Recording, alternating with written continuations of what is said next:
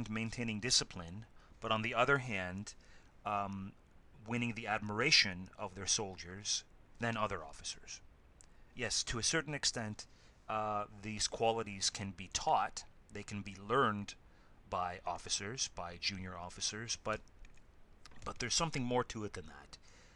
That is more difficult uh, to quantify. That's more difficult to measure. That has to do with personality. That has to do with broader outlook and broader experience, which cannot be taught. Which comes from inside the individual leader slash commander. And historians have offered us some useful theoretical models for trying to get a better idea of the dynamics that actually occur, that are actually in motion between officers on the ground and the soldiers who are supposed to follow them.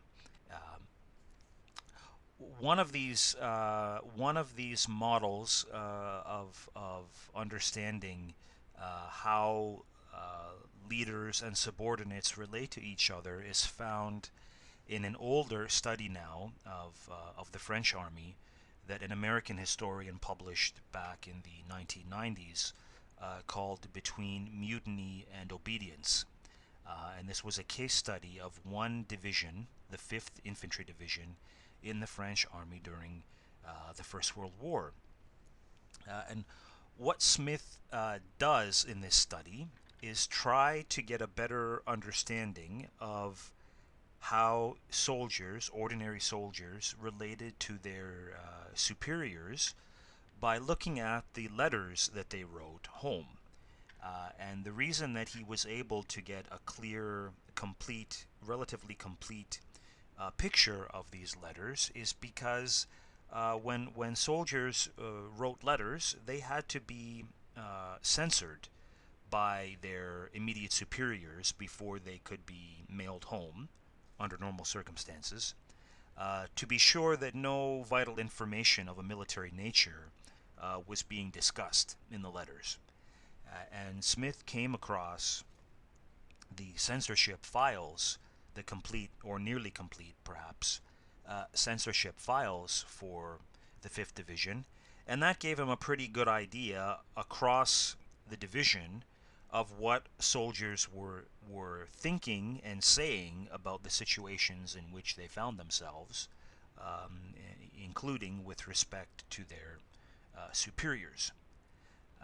Now, in other instances, the records of other divisions were perhaps not as well preserved, but in this case, he had enough material to work with to get an idea of what was happening right across the entire division, longitudinally throughout a good portion of the war. And using this evidence, Smith then was able to look at the question of leadership and persuasion of subordinates, not only from the perspective of the leaders, which is usually the perspective that we take as historians, but from the bottom up, from the perspective of the subordinates and the soldiers, because of the information that was preserved from their letters. And so the fundamental question here is, why did ordinary men, ordinary soldiers, follow their leaders and or obey them, or why didn't they? You know, in other words, why do soldiers sometimes do what they told? Why do soldiers sometimes do what they are told, and why do they not do what they are told in other situations? And the conclusion that Smith offers revolves around the theme of human agency and a sort of process which he refers to as proportionality. Now, proportionality is a term that's used in the social sciences in a range of different contexts. So I need to be very clear about what exactly Smith was talking about um, uh, in his own use of the term proportionality, or his own theory of proportionality. And it's actually pretty straightforward. Basically, Smith argues, and he bases the argument on the writings of soldiers, which he analyzed, that men, ordinary French soldiers, were willing to take pretty far-reaching risks. Were willing to take pretty far-reaching risks. Were willing to follow dangerous orders if they felt that the risks that they were taking with their own lives, remember they're risking their own lives, if they felt that the risks that they were taking were proportional to the potential benefits that might be gained from a particular attack or action. So to put it another way, if soldiers believed that an attack had a fairly good chance of succeeding, or if they believed, rightly or wrongly, that an attack would make a meaningful military contribution, then they would be more likely to follow the orders and carry out the attack as their leaders, as their commanders instructed them to. And in other situations where soldiers may have come to the conclusion that the risks involved were not proportional to the benefits, that there was little chance of the attack succeeding, or if they believed rightly or wrongly that the attack would serve minimal military purpose, then they would be less likely to follow through with their orders. And we see probably the most far-reaching illustration of this kind of calculation in 1917, when after a series of very costly offensives, which were supposed to have a decisive impact on the outcome of the war, but which failed to do so, significant elements within the French army across the Western Front broke out into mutiny and refused to carry out any further attacks until certain conditions were met, which would basically improve their fundamental quality of life as soldiers. Better food, more opportunity to rest, so on and so forth. We'll come back to the 1917 mutiny later on.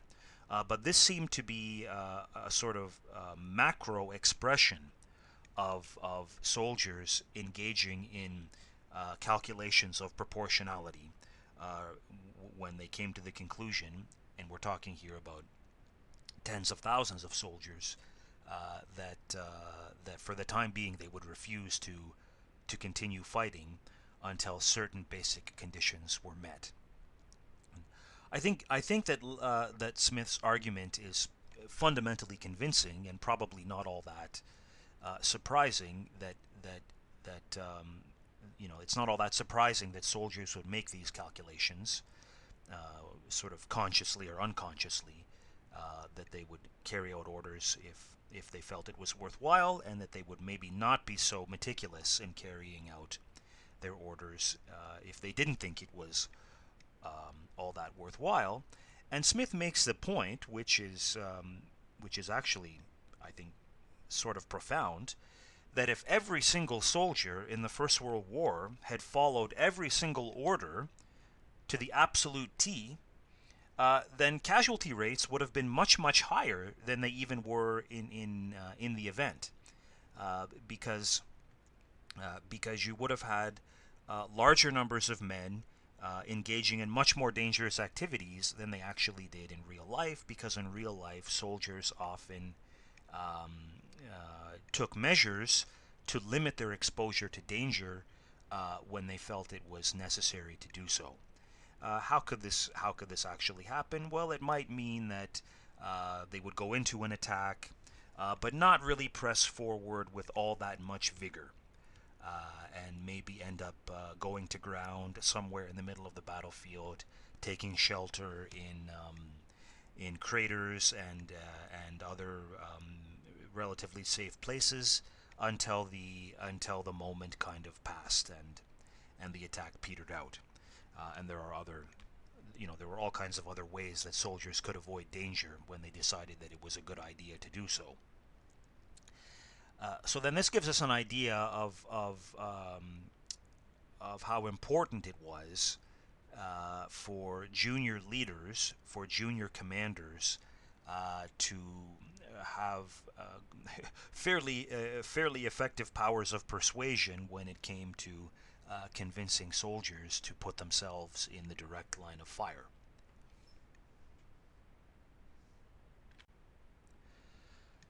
And finally, to conclude, I'll just say a few words about what historians and popular memory, what popular rhetoric has had to say about military commanders in the two world wars. And here we're mostly interested in a lot of the mythologies, in a lot of the misconceptions that have revolved around military commanders in the two world wars. In the First World War, generally speaking, during the war years, commanders tended to be highly respected members of society, senior commanders, that is. They were revered by and large. And this irreverence seemed to continue more or less without too many interruptions into the 1920s.